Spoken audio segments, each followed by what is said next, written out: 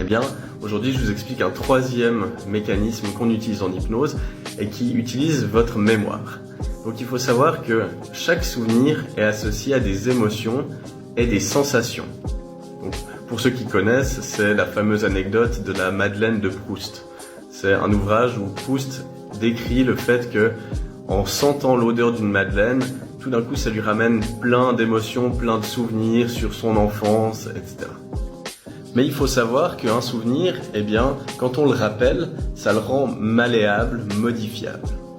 Et ça, c'est ce qui explique tous les phénomènes de faux souvenirs. Il faut savoir que dans notre mémoire, on a une grande partie de nos souvenirs qui sont faux, complètement inventés à partir simplement de notre imagination, de ce qu'on nous a raconté, etc.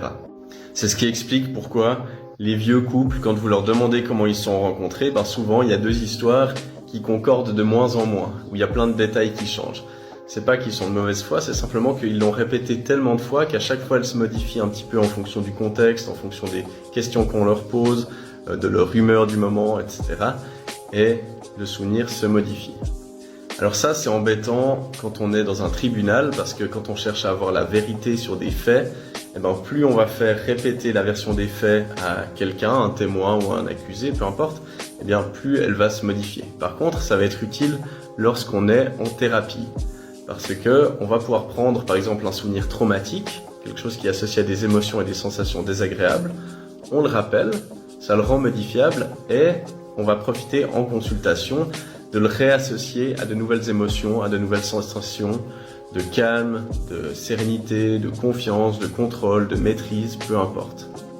Ça, moi je l'utilise énormément pour tout ce qui est troubles anxieux, suite à des accidents, par exemple à certains traumatismes. Ça peut être super efficace pour stopper en fait les réactions émotionnelles au souvenir. Parce que le souvenir va rester, mais par contre, on va changer les émotions et les sensations qui y sont associées et du coup, ta façon d'y réagir. Abonne-toi pour plus d'infos sur la psychologie et l'hypnose.